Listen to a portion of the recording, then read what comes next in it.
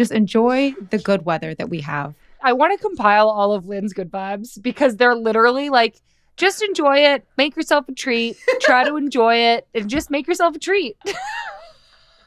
What else do you need? Weather and treats. Hi, everybody, and welcome to Good Vibes FC. I'm Sam Mewis, coming to you from the Women's Game World Headquarters in Vermont. I'm Lynn Williams, coming to you from the Women's Game World Hindquarters in New Jersey. Yes, I'm very excited to be here with you, Lynn. We know that it has been a really tough week for a lot of people, and so we just wanted to say here at the top that we are with you and that we hope the next 45 minutes can be a respite. We're going to try to have some fun today, so our hearts go out to everybody, and we're thinking of everybody during this crazy time. Lynn, here we are. We're recording a podcast. Yes. Something I need to ask you about. Is it so unseasonably warm where you are? Yes. What is that about? I have no idea. My mom is here right now. We'll get into that, but my mom is here, and I told her, bring a coat. It's going to be chilly, and she just hasn't used that coat one time. So I feel like the thing I'm wondering, and again, I fully acknowledge that climate change is for sure happening, but the other thing I'm wondering is like, I feel that the winter is moving later. Like it's moving back. Like is November now just like mid-fall and not early winter? But then like March and April are like dead winter still. Do you know what I'm saying? Yeah, well, I feel like this has been like that for at least the past couple of years, because this past season and the season before, coming into New Jersey in like January, I was like, oh, it's going to be so cold. Yeah. And it wasn't. And then we left, we went to Florida, came back. And it was worse. It was worse. Well, forgive our lack of meteorological skills, everybody. We're doing our best out here. I went on a nice, pleasant, brisk 50-degree walk today, and I enjoyed it. And that's it. That's all you got. What else have you been doing? All I really do, Lynn, is go for walks and make podcasts. Pat made me cookies last night, so that was a huge highlight. Yum. He made chocolate chip, and then he put like a little bit of pretzels in there. Pretzels. A little bit of pretzels. And they were absolutely delicious. And I've been, taking off one bite at a time all day today. So I haven't had a full cookie yet because I've just had lots of little pieces of cookie, just one bites. And that is math. But update me with your life, please. I think what you're doing is very, very exciting, and I would love to live through you. Okay, let me tell you what I've been doing. 1, I got my hair cut. It's my last haircut before my wedding. 2, I've been trying out different wedding nails. Oh my God. 3, my mom is here, and that has been fun. I got celebrated at our game for my 150th game for club. So that was really nice for her to come in and be there, as well as Marley, of course. And then, there's an outlet like an hour away. So we went shopping. What'd you get? I got new shoes. Marley got new loafers. My mom was looking for a Mother of the Bride dress for our Australian wedding, even though she already has one. So you can never have too many Mother of the Bride dresses. You can never have too many. Also, you can never have too many bridesmaid dresses because I am 3 going on who knows how many. You have 3 dresses? Yes. I thought you only had 2.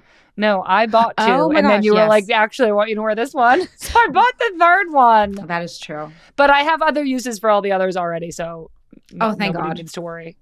But that's been it, really. Just having my mom here. Marley's dad gets here in a couple of days too. So my mom leaves and the next day his dad comes. Are they sleeping on the famed futon? My mom is sleeping on that and so will his dad. But I swear she has the best sleeps on that thing. Dude, for some reason, I think we've talked about this on this podcast before, but for some reason, Lynn's futon, which is truly like not a nice futon, I and her mom sleep like rocks on it. You can like feel the slats underneath. Like it's really not. But I feel it must be like good for your back or something because I literally am just like, I am dead to the world when I sleep on this futon. It's like a floor mattress. Like it's supposed to be on the floor, but I put it on whatever. Anyways. I'll send a link somewhere if anybody wants to get one. It's like $49.99. Seriously, it's so cheap. Well, that was a fun little catch up, Lynn. Today on this podcast, we are going to dive into each of the quarterfinal matchups of the NWSL. We're going to look ahead at the semifinals and prep everybody, including ourselves, for both of those epic showdowns. Plus, give some updates from around the world, including one very big update from Lily Yohannes. And we got a great email from Jessie that I'm excited to share with everybody. But let's get into it, Lynn. The NWSL quarterfinals are in the books. We watched 4 matches. You played in 1 match this weekend. So I want to start with something like the first thing I noticed every single game on players' faces during warm-ups and before the whistle. You could just kind of tell that the players before these big playoff games were like, okay, this is it. It's playoffs. Like, this game is really important. It's win or go home. Like, you could see the nerves. And this subject, Lynn, actually takes us right into our very early Olipop gut check of the week, because I just can't wait a minute longer to open my lemon lime. I actually just drank my whole one. It was cream soda, so I have nothing to cheers. Cheers myself. Lynn, this is what I want the gut check on. I want to know, like, how you're feeling before a playoff game. So Gotham has a club record of over 15,000 people at this game this weekend.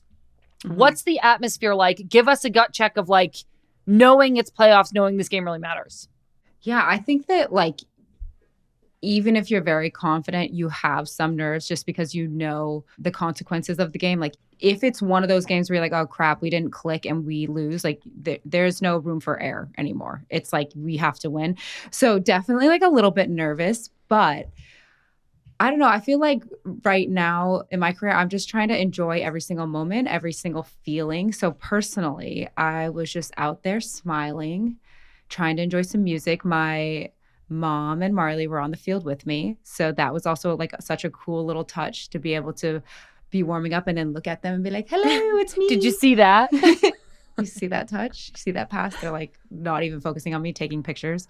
So, like, that was really exciting. But you could also feel and, like, tell everybody was just, like, in the zone. There wasn't much goofing off going on. It was just very, like, focus. Yeah, like a little bit heightened intensity. Heightened intensity, yes. But also the atmosphere was just amazing. It was, like, incredible.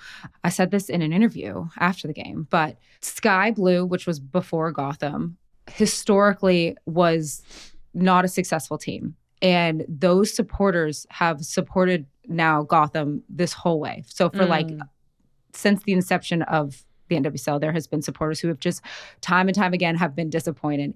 And so last year when we won, it was like almost like a gift to them to be able to win. And we fell short and didn't give them the celebration that I think that they deserved. So to be able to have our first home playoffs in front of this home crowd and to win in front of them was, like, I think hopefully makes up for last year, but, like, such a gift to them. And in return, we got so much energy from the crowd. And it was just, like, such an amazing night. It was a cool night, a perfect soccer night. And I think that you had, like, all the drama that you could ever wish for in a soccer game happening as well. So it was such, like, a cool game to be a part of, but just definitely, like, a little bit of, like, okay, we have to do this for them. We have to do this for us. And nerves, but, like, more in the zone than nervous, I would say. Yeah, that's, like, a really cool thing to keep in mind, is that fans of the earlier iteration of Gotham, which was Sky Blue, have stuck with the team this whole time. Yeah. And now they get to see Gotham and how it is now and how strong of a team you guys are. I love that you had that in mind in the game. And your club also broke a record with 15,000 people in the stands at Red Bull Arena, which was amazing. The other thing I wanted to bring up of, like, kind of this playoff energy is something that I always remember is the practice before, which, like, could be your last practice. Yeah. And you have several of them if you go all the way, because it could be the practice right before the quarterfinal, or the practice right before the semifinal, or the practice right before the final, I guess, you know. But there is this air of, like, oh my God, you guys, like, I hope this isn't our last practice. Like, I love being here and I want to enjoy every moment of it. So I'm curious if there's anything your team did in the build up to this game that you wouldn't normally have done. Like, did anything distinguish this as a playoff game? Oh, honestly, no. I don't think there was. I wish I could tell, like, a cool story, but no, it was just kind of like a not a normal week, but a fairly normal week. I think that when you are going into these games, you don't really want to change too much, because you don't want to make you have to, like, stay just steady. Like, don't let the highs get too high and the lows get too low. And with this, if, like, you get to a playoff game, you're like, oh my gosh, it's playoffs, then you let your nerves, like, take over. Yeah. And the same thing if you, well, I don't know why nobody would be excited for a playoff game, but that's, like, the same thing. The only thing that was different about this week is that they brought puppies to the facility, and that gave us a bit of joy. Oh my gosh, who brought puppies? Oh, I wish I knew their thing, but like New Jersey pet adoption place. Oh my God, were they cute? They were so cute, and you could adopt a puppy, but it was just like so. I wish I could insert a picture of me holding one. Maybe one you literally can. just immediately came up to me, and I picked it up, and I was like, "This is my puppy. I'm going home with this." But I assume you did not. Well, then I remembered that I am bicontinental. And Bicontinental, meaning you live here and in Australia. yes. Okay, well, it sounds like it was a pretty normal week, which is good for Gotham because you guys won your game. You're moving on. We need to get into your game, though, but I do just want to say very quickly, thank you so much to Olipop. That was our gut check of the week. That was all about how it feels to be in playoffs. But let's get into the actual game. So, Lynn, there was a scoreless first half, but then in the 64th minute, there was like this longish delay. You kind of dribbled down and tried to cross it, but Becky slide tackled it out. But it was this VAR check if Becky had handballed it. And so I'm curious, like, you're a forward. You're up against Becky Sauerbrunn, who is our other best friend, our other co-host of this podcast. As you're dribbling towards her and she's slide tackling, is there anything in your brain that's like, this is Becky Sauerbrunn, she is friend, or are you just like, she's another blob in a red jersey? In that moment, she's another blob in a red jersey. Wow. She is enemy number one on the field. Did it look like a handball to you? I mean, it definitely hit her hand, but the talk in the commentary was that it hit off another part of her body first and then hit her hand. And like, what is she supposed to do about that? Yeah, I haven't rewatched it, so I like have no idea. And it was so funny because people were like, did it hit her hand? Did it? And I was like, I don't even know where her hand was, girls. I blacked out. I think it hit her hand, but it was, I will say, the right call that if that's what the rule book says, that's what the rule book says. But God knows I don't even know what the rule book says. So, okay. So she's just another red blob. So it's Lynn against 11 red blobs.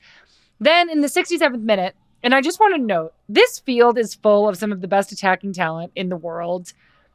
But center back for Gotham, Tierna Davidson scores off a free kick in her first game back from injury, by the way. Our first goal of the season. What a perfect time for it. So Gotham is up 1-0. But then 8 minutes later, Portland equalized, kind of on a similar free kick on the other side of the field. Rookie Raylan Turner. She actually went to UCLA, Lynn. Go Bruins. Hands in the air. 1, 2, 3, 4, 5, 6, 7, 8. Enough. Move on. She was traded to Portland in August from Louisville in exchange for Janine Becky. She scored a goal for Portland, so now it's tied 1-1. Lynn, then you get subbed off in the 90th minute. Mm-hmm. What are you thinking in this moment? Honestly, why am I being subbed off? Yeah, I thought the same thing. Why were you subbed off? Couldn't tell you. But it doesn't matter because then we went on to win. Very true. So you have to watch from the sidelines. But just a couple minutes later, in extra time, with thoughts of overtime dancing in our heads, everybody, yes, I am getting ready for the holidays. I am putting lights up, et cetera, et cetera. Hero from Cincinnati, Rose Lavelle, scores off a great cross from Delaney Sheehan. Lynn, like we just mentioned, you're watching from the sidelines, but what did you see on this goal? Yeah, I saw that we had the ball in the corner, and I feel like we had been getting in on this right side a bit.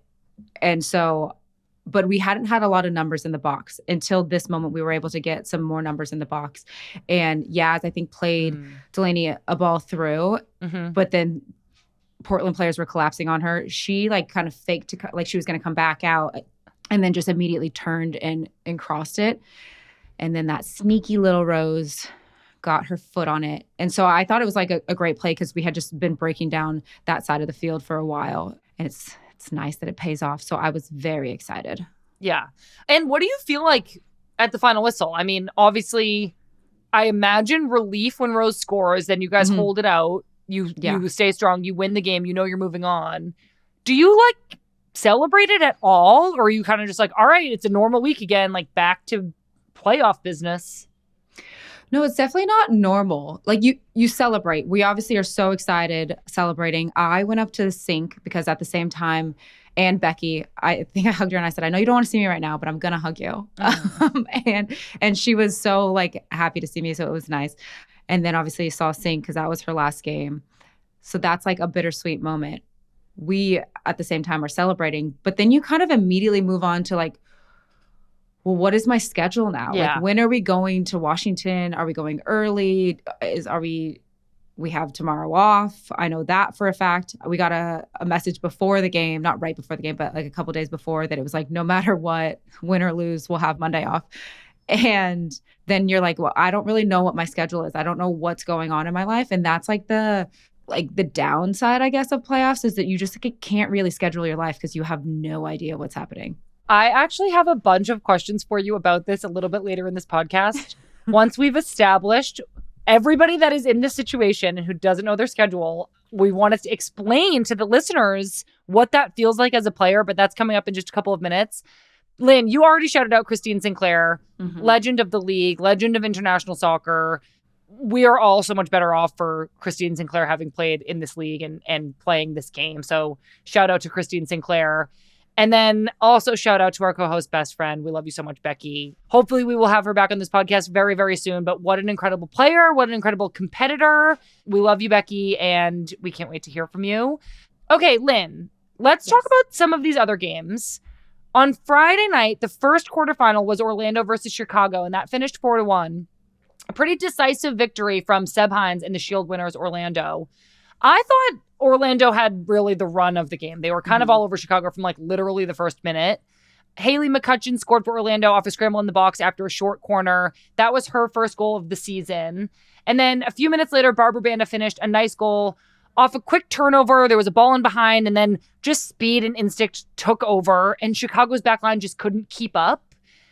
This is another question I'm going to have for you, but like, I felt like in some of these moments with Barbra Banda and then later in the weekend, Temwa Chewinga, back lines defending against them really need some more help. And I thought maybe Chicago would have been better served by like maybe playing a 5-back or like maybe sitting a little bit deeper and like not allowing for these quick turnover moments against a player like Barbra Banda. Yeah, I think that it's so interesting. Barbra Banda loves contact. So I think that's what she plays for. Like she plays for the contact and be able to, because she's so strong. And same with Chewinga.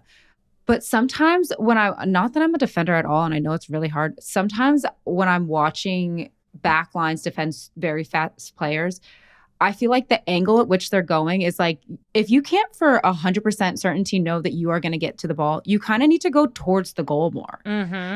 Because I just watch them both like, which nobody's beating them to the ball. Like, nobody's beating. So I'm like, just so sprint straight back to your goal. Is that what you're saying? Not straight back, but I think when you look at like Becky, for example, in her career, she is not the fastest person on the field, but the angle at which she almost is like, I'm not gonna get there. I'm going straight back, and then I'm gonna make you throw a move and beat me. Yeah. When I have other help, recovering, other help from my goalkeeper, other help from the end line or the sideline, like Becky's awareness. Yeah, she's like, I'm delaying this. Not in the sense of like, I am now faced up 1v1 delaying. No, she's like, I'm going to go towards the goal and you're going to have to beat me.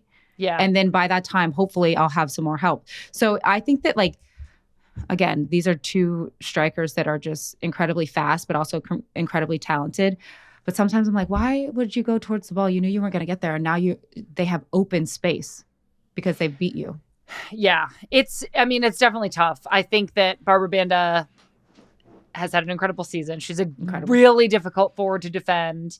She ended up scoring again to make it 3-0. Then Marcha scored her first career playoff goal on a PK to make it 4-0. Orlando was definitely the better team on the day. They've had an incredible season. I do think it was a 1 seed versus an 8 seed, so this score is not a shock. Jamise Joseph ended up getting one back for Chicago just from high pressuring Orlando goalkeeper Anna Morehouse, who then tried to pass it out, and Jamise Joseph just got in the way and followed it into the net. I will say Chicago making playoffs this year was a big accomplishment. I think that for the roster that they have, making playoffs in this difficult of a league was good for them. And it's just a tough draw to have to face Orlando in your first game of playoffs. Orlando had an incredible year. I completely agree. And I will say that obviously Chicago still has a long way to go, but after last season, for them to come back and make playoffs, it is hopefully like a bright spot for like the future of the organization for them to get back into playoffs where we usually see them. Yeah, like I think they're kind of rebuilding a foundation and making playoffs was a good first step towards doing that. I completely agree. Okay, well, unfortunately for Chicago, they're out now. Orlando's moving on to the semifinal, but we're going to keep talking about the quarterfinals. The next one we're going to talk about is Kansas City Current versus North Carolina, which ended up 1-0 in Kansas City's favor. we had an early goal for Kansas City. You guessed it. Temwa Chwenga, who we've already been talking about in this podcast because her name is just so prevalent this season in this league. But it was a quick counterattack goal. Kansas City's midfield won the ball, played Temwa in. It was saved. Then there was a follow-up, which was rebounded. Then Temwa shot it. Kaylee Kurtz blocked it. Temwa ended up burying it. But these quick counterattacks for Kansas City are like clockwork. And I do think it's partly because Temwa Chwenga is so effective in the counterattack and in those moments of transition. But to me, having played for Vlatko Andonovski, head coach of the Kansas City Current, this feels like Vlatko's tendency. I remember especially in that 2021 Olympics and in the build-up to that, it being really ingrained in our head, especially in the midfield. As soon as you win it, just play it forward. It doesn't even have to go to somebody's feet, but the decisiveness to win that ball and think forward first, I'm seeing that in players like Vanessa DiBernardo, Dabinia, Lola Bonta. As soon as they win it, they go forward. And Temwa has just been so elite and effective in those transition moments.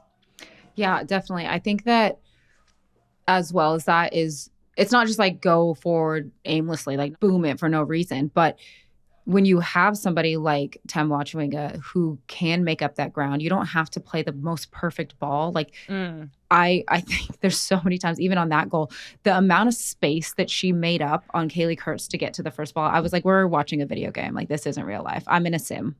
Like, that's how I felt.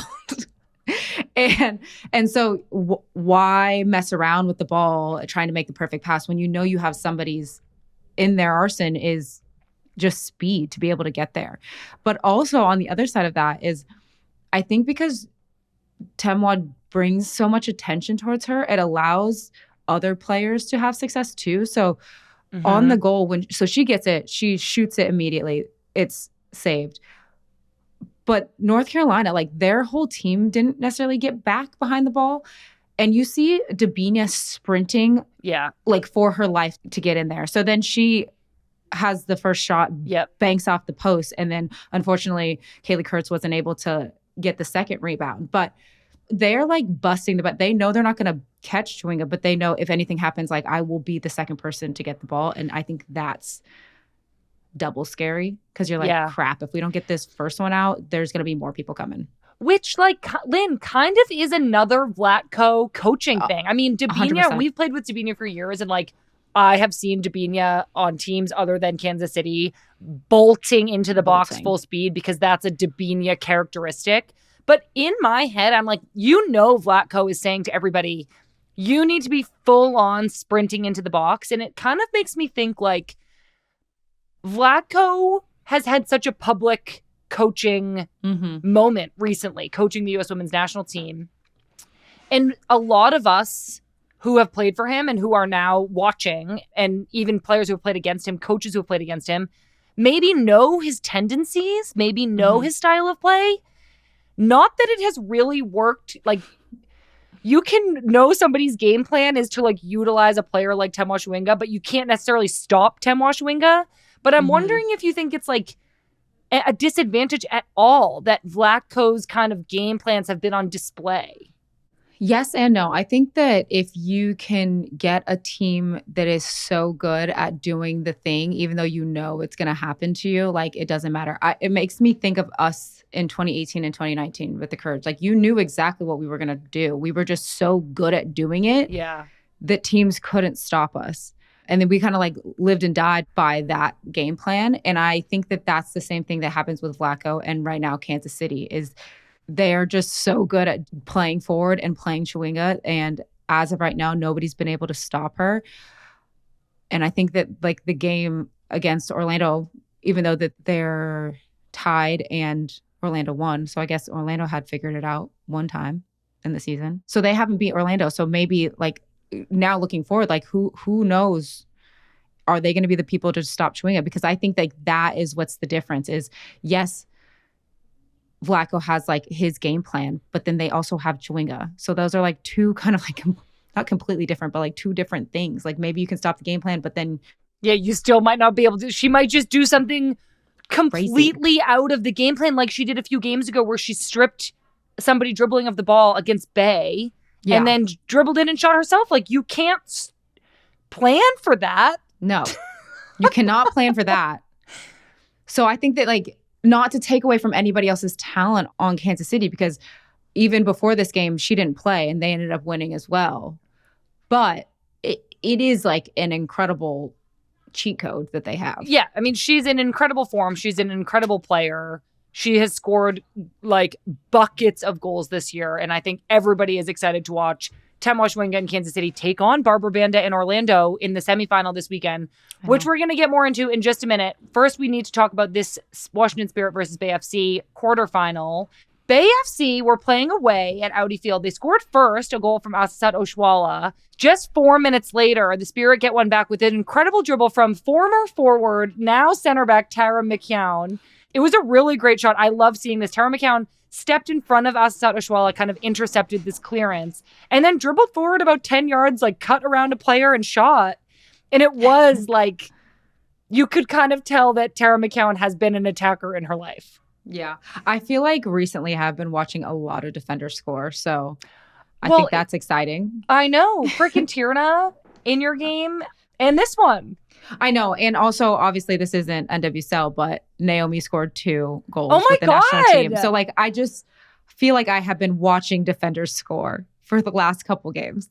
That's so interesting. Something must be in the air. Mandy Freeman in our game against you. Banger. Scored the banger. So I'm like, what? I don't know what's in the defensive air, but they're just like, we're second and forwards getting all the credit. We're out here.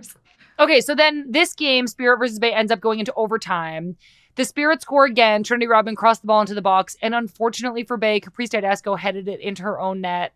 The Spirit go through to the semifinals with this 2-1 win at home. And then there was this really sweet moment, Lynn. Tara McKeown, who we just talked at length about, who scored that awesome goal. She was getting interviewed after the game about her goal, and she got emotional because she had missed her sister's wedding the day before.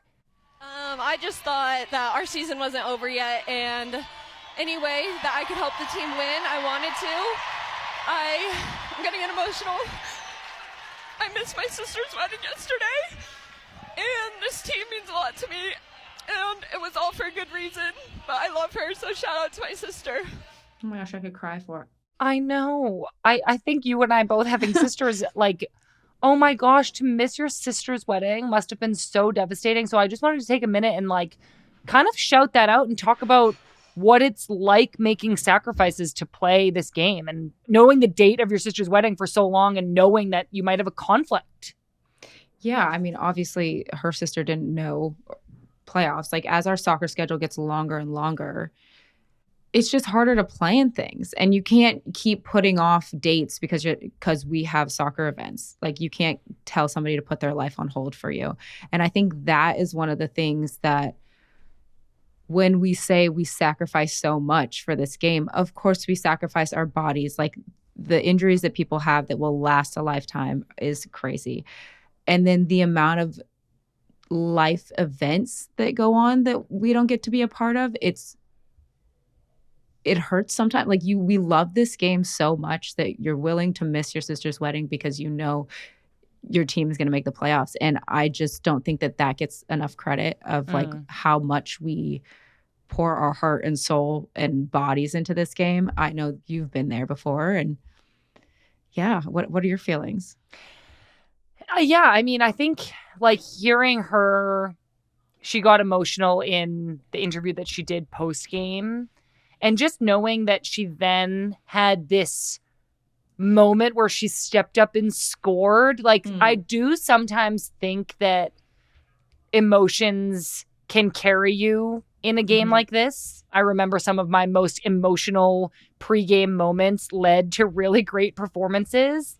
And I think it's just this extra like level that you get to kind of tap into and dig into. And that's obviously not why she did this. Like, I think it was like a happy, unintentional like consequence. But yeah, I think to miss something so important to your family and to you and to your sister is so difficult to do.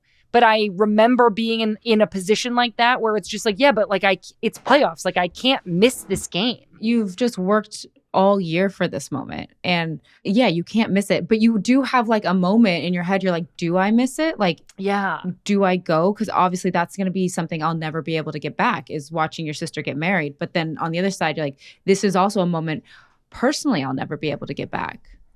And Tara McCown has had an incredible season. She was an Iron Woman for the Washington Spirit. She's had, again, she moved positions from forward to center back. She's been playing center back and has helped the Spirit get the 2 seed. Like, she's doing so great. And to kind of take this moment and say, this moment in my career, this game is really, really important to me, and I'm doing this. It is a huge sacrifice, and it's something that's really difficult. Like, I'm sure that she's not as, you know what I mean? Like, I'm sure she has struggled with it and will struggle with it. And that's just like, I think it's really hard to see. Anyways, this was probably the closest game of the weekend. Finishing on an own goal was devastating for Bay FC, who honestly, they're an expansion team. This was their inaugural season. They made playoffs. They had a really remarkable showing. They took Washington Spirit like all the way to the end. This club did a really great job, and now expectations for them are high as they march forward in the NWSL. So there we have it. We've talked through all the quarterfinals, done and dusted, and there were no upsets. 1, 2, 3, and 4 are all in the semifinals. Okay, up ahead this weekend, we have the semifinals. So let's dig into what we are expecting here. First, before we get into the actual games, Lynn, we touched on this a little bit earlier. Mm-hmm. You win your playoff game. Mm-hmm. And then I'm like, okay, now what? Like, I know you probably didn't have a schedule for this week because nobody wants to jinx it by sending out a schedule for the week of November 11th and saying training in case we win. So I'm sure you were just going into this game like no idea what tomorrow holds. So tell me, you win the game, then what?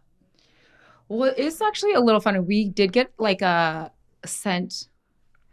If we lose this time, this will be your post-season start. If we lose, we got like but not like an if we win. It was just like an if your season's over here, if our season's over on this day, because it'll be like you have to stay for exit meetings, blah, blah, blah, blah, blah, whatever. So anyways, we win, and you're kind of like, well, I know I have Monday off. Okay. I know I now will be going in on Tuesday. When on earth am I going to Washington? How are we getting to Washington? Are we going by bus? Are we going by train? Are we going by plane? Do we have to go there early? Do we not have to go there? Like, are we still training at the same time? Because do we still have the fields? Or do we? Those are the things that are going through my head. What was a good thing about the playoffs is that we knew either we were going to be staying home or leaving to Washington. Okay. Because if we won... Because you were the last game of the weekend. We were the last game of the weekend, but we also had the 3 seed. Right. So if Bay won, they would be traveling to us. And if Washington won, we would be going to them. And if we lost, which we didn't, obviously, you'd be done. Done. And I knew that schedule. So it wasn't, I feel like, as up in the air as years past, because like last year we went to North Carolina and then we were in Portland, and it was like, well, once we're in Portland, we're either going home or we're going to San Diego. Like, who knows what next route we're going. Right. So being home was a little bit more settling. Yeah.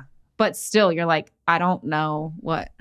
Yeah, like, I think I want to know, like, knowing that you could have been traveling as soon as Wednesday, Thursday. Yeah. Or you could be going home Wednesday, Thursday. Or you could be, like, do you have any food in your fridge? Like, I feel like I have a lot of leftovers. Like, I don't have much food that is going to be cooked, but I have either food that I brought in home from the facility or that I've eaten out. I also know, like, I feel a little bit different this year too, because like I'm not in team housing. I rent my apartment. But like when I was in team housing, I was like, at what date do I have to give this up? Not necessarily give it up, but like, am I going to leave to go home and clean out my whole entire fridge? So you like stop buying food. Right.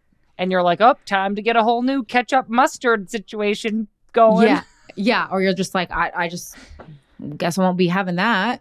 That was an extremely vague comment that I just made, and I do just want to clarify that when you did, and this was very wasteful, but when we did move in and out of team housing every year, you would live there from like March to October, and then you'd move out and you'd go home, and then the next March you'd move back in. So like you would have to like clear out the door of your refrigerator throw away all the ketchup and mustard and et ceteras. And then in March, buy all new door refrigerator items. I know. I feel like me and Marley, though, have been in like this weird state of grocery shopping since like camp, because I was in camp for so long and then he came in. So you've been in travel mode. Yeah. And then I went straight to Utah and then I came back and now we have this game and it was like up in the air.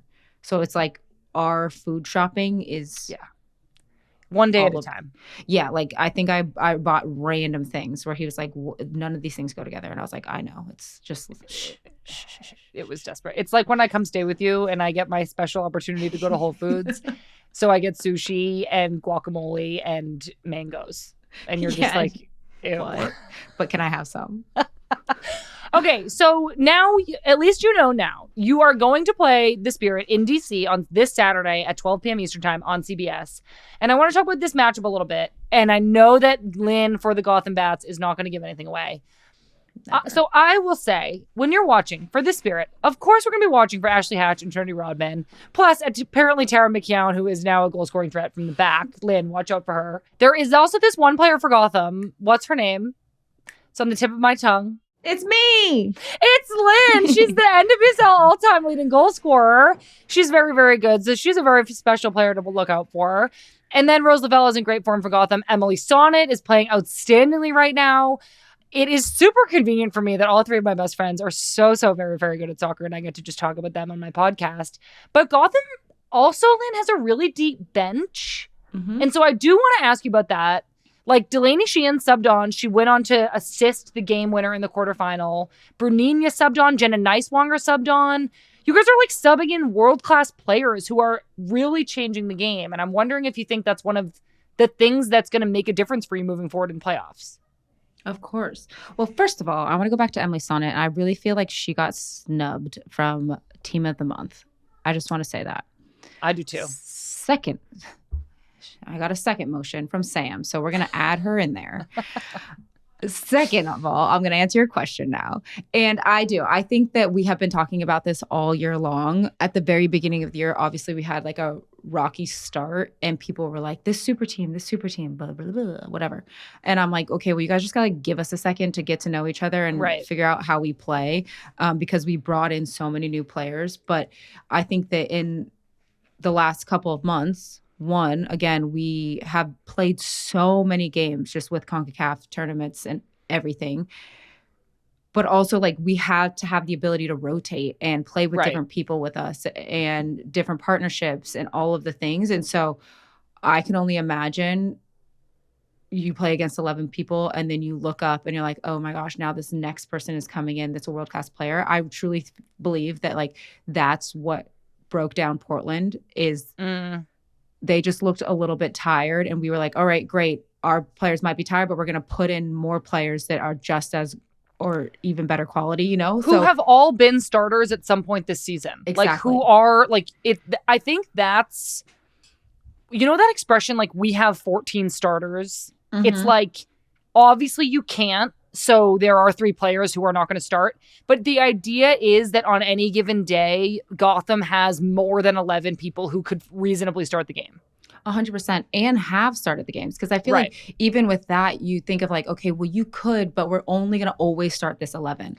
Right. With us, we have started. It's not true at all. A different 11 almost every game. Yeah. So it's like that person has experience being on the field and seeing different patterns and all of the things. Right. Well, I definitely think that's been a weapon for you guys and will be as we continue on into playoffs. This game, Gotham versus Washington, D.C., is going to be an instant classic, 12 p.m. Eastern Time on CBS on Saturday. Lynn, how exciting. I know. I'm so excited. Another road to the championship. There you go. Hopefully. There you go. Okay, the other semifinal, the other road to the championship, this Sunday at 3 p.m. Eastern Time on ABC. It's Orlando versus Kansas City, a.k.a. the two forwards we've been talking about a lot this podcast, Temwa versus Barbra Banda. This is a crazy matchup. So I do want to rewind and just remind everybody, do we all remember when Orlando went to Kansas City and won and Marta did her Casey baby kind of taunting? Little cradle. little cradle, and Kansas City was mad at her and at Orlando. Do you remember that, Lynn? How could I forget? So I just feel like there's a little bit of like feistiness here. Yeah. And I'm really excited about it. I do think that this is going to be a game of some counterattacks. It's going to be interesting. Like, we've talked about this before where we were like, okay, why doesn't a team sit in a little bit on these forwards where they want to play for counterattack space?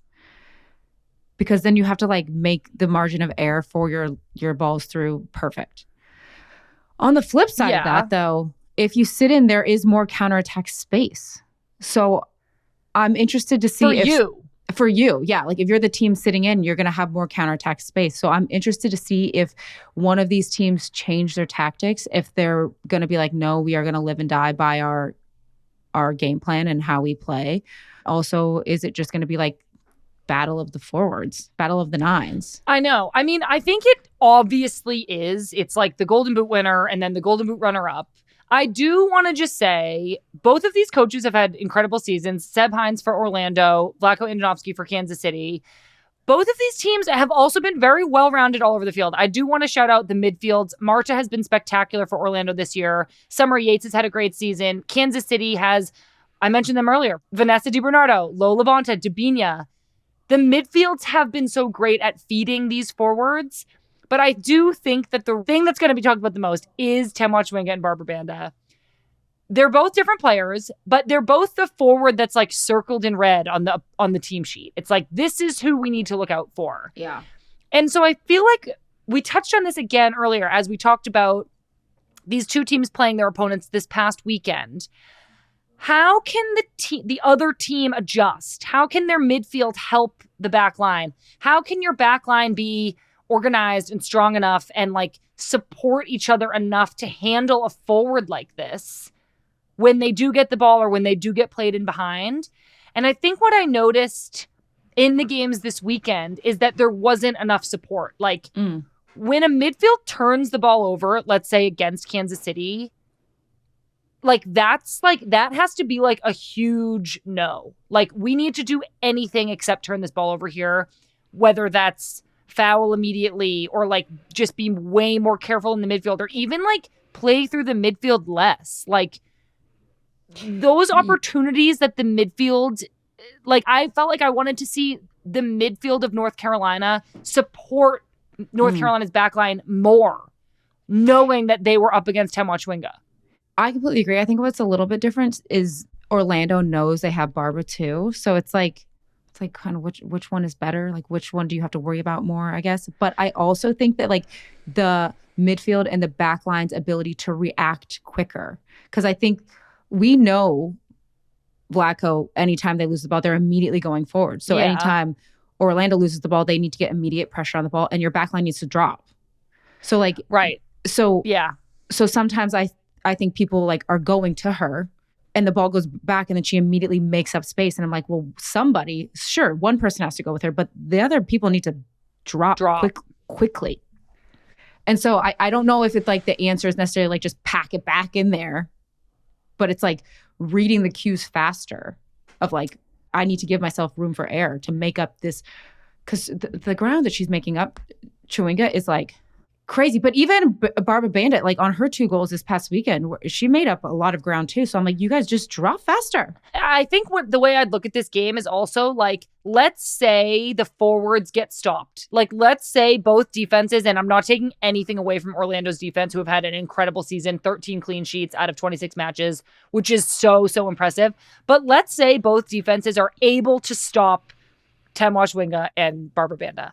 Which midfield do you think is more likely to then make up for, like, which team's support system could then be the difference maker? Well, I think that one, on paper, you would assume Kansas City, but then you have like Marta magic that happens. And then also you would have to look like at the stats that Kansas City has had, what was it, like 50 goal scorers? Like that's absurd. Well, not 50 goal scorers, but no, I know, but like some absurd number of different goal scorers. Yeah, they broke a record of how many players have scored. Yeah, it might have been like 17 or something. Close to 50. Exactly what I said. I don't know. I think that what is crazy and that doesn't get talked about enough is that playoffs is just a whole different game. Like, it doesn't have to be pretty. You just have to get the ball in the back of the net. And also, we've done this before too, where a team can have your number all season long. You get into playoffs and you beat them. Yeah. So true. There's just like some magic in the air sometimes. I know. The other thing I do want to say is, so Kansas City has to go to Orlando to play this game, but the winner gets to go back to Kansas City and play in the final in Kansas City. And so, yes, Orlando have a home field advantage this game, but Kansas City have this like motivation to play in the championship in their home stadium. And I wonder how much that will come into play. Like I said, if Kansas City win, they will have home field advantage at the final, at the championship game, which is in Kansas City. And this feels like a good time to just remind everybody that we are heading to Kansas City for NWSL Championship weekend in just a couple of weeks. Literally next week, everybody. Raj and I will be live at the Madrid Theater on November 21st for the Women's Game Live Night of 1,000 Stars presented by Ally. It will be a celebration of the championship game to come, the incredible growth of the league, and an opportunity to revel in the surging soccer culture that thrives in Kansas City. There's going to be friends of the show, maybe even a little bit of Lynn Williams up in that show. There's going to be star players and maybe a celebrity surprise guest or two will be joining us on stage. So please get your tickets now. We cannot wait to be with you. A link to the tickets will be in the show notes of this episode. Okay, here is a quick run through of everything you need to know that's happening in the women's game right now. Lily Yohannes, 17-year-old sensation who plays her club football for Ajax in the Netherlands, has declared that she intends to play for the U.S. There was some doubt as to whether Lily would play for the Netherlands. Here's what she posted on social media on Monday morning. Lily said, "I want to extend my deepest gratitude to the United States and Dutch Football Federation for their unwavering support and patient guidance as I made my decision regarding my international future. Their dedication and encouragement have been invaluable, and I extend my heartfelt thanks to both federations. After much consideration, I have decided to commit to represent my country, the United States. The U.S. is my homeland, my birthplace, and where my extended family resides. These strong connections have driven me to honor my roots and proudly commit to U.S. soccer. I am excited and eager to continue putting in the work and earn my place on the U.S. women's national team." Lily Yohannes. Lynn, okay, so Lily Yohannes, future Wonder U.S. kid. women's national team member. I know. First of all, yay for the US's. I think this is super exciting.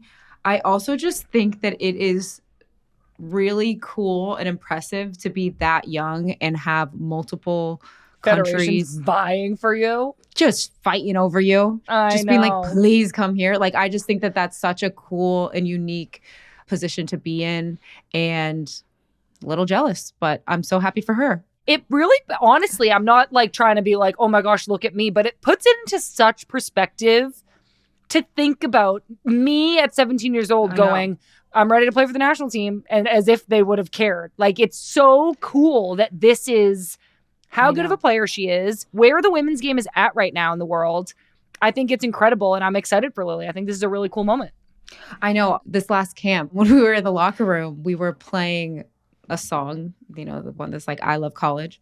Anyways, we were like joking around that like half the people in the room can't play the song or say that they don't know it.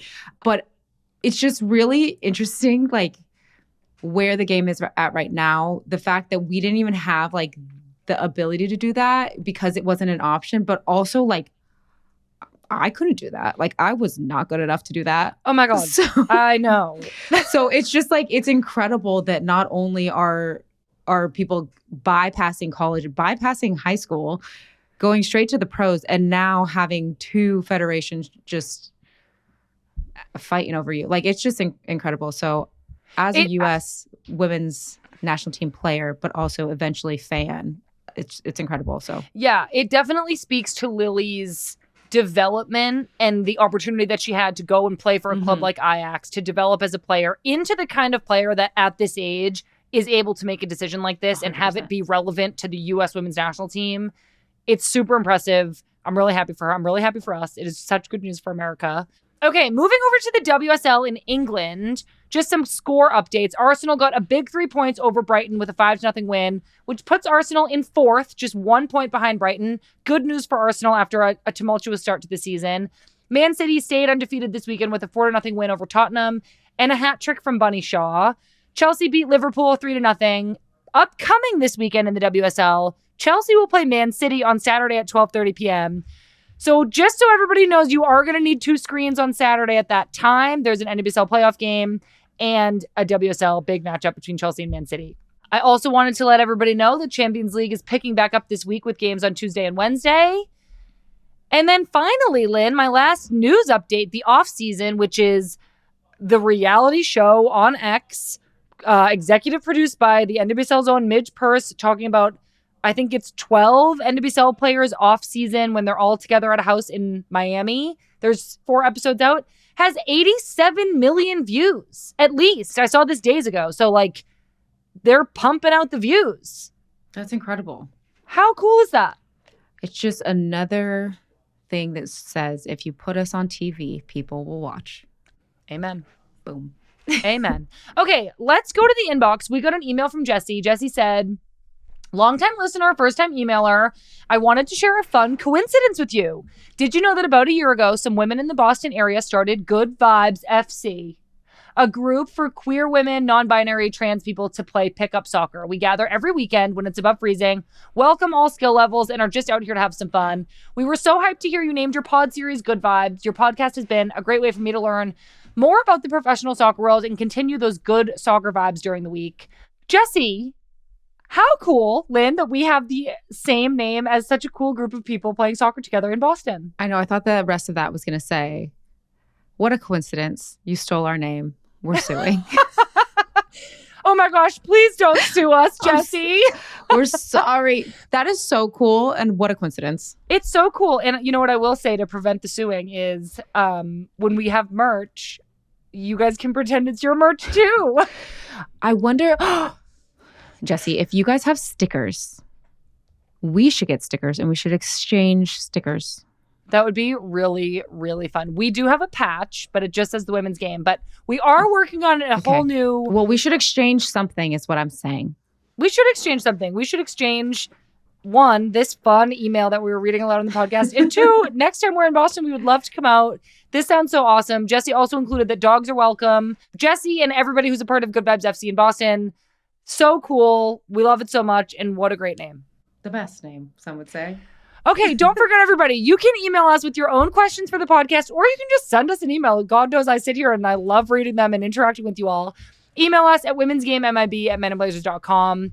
Lynn, we have reached the saddest part of the episode, the end. What good vibe do you have that you want to leave our beautiful listeners with today? My good vibe is, okay, obviously the weather's doing something weird where it's not cold yet, but I really think that the days have been beautiful. So I have just been getting out there and walking around and it's nice. So even though it's not super normal, the weather right now, just enjoy it. Just enjoy the good weather that we have. I want to compile all of Lynn's good vibes because they're literally like, just enjoy it, make yourself a treat, try to enjoy it, and just make yourself a treat. What else do you need? Weather and treats. Okay, you go and I'm going to do another one. No. I loved your good vibe so much. I am not shitting on your good vibe. My good vibe is freaking do whatever you want, everybody. I'm getting into the holiday spirit. I took out some decorations. I plugged in some lights. And I'm going to freaking enjoy it, as Lynn would say. Yeah, you just got to just enjoy it. Just enjoy it, everybody. Try to just enjoy. Well, before we get seasonally depressed, we might as well enjoy the good weather. Amen, sister. Well, everybody, you heard it here first. That's it for this week's episode of Good Vibes FC. Please make sure that you're subscribed to our podcast feed. It's available wherever you get your podcasts, or you can subscribe to our YouTube channel. It's on YouTube. If you're not subscribed yet, you should subscribe right now, you pumpkin spice latte. We're also all over social media, Instagram, Twitter, TikTok, Threads, at Women's Game MIB. Don't forget to get your tickets to our live show in Kansas City. Coming up later this week, we have an interview with Emily Sonnet. I'm talking to her later today, so I don't actually know what we're going to talk about yet, but I'm very, very excited to chat with one of my oldest best friends about Gotham's success this season and their upcoming playoff game. All right, everybody, that's it. Goodbye. I'm Lynn Williams. Also, fun fact about me is I don't really like pumpkin spice lattes. Just had to say that. That's okay, Lynn. They're not for everybody. That's Lynn, hater of pumpkin spice lattes. Well, how long do they last in the season? I'm already moved on to peppermint mochas. I'm not actually, but like, you know, spiritually I have moved on. Okay, goodbye. Okay, goodbye everybody. I'm Sam Mewis. This is Good Vibes FC. We love you.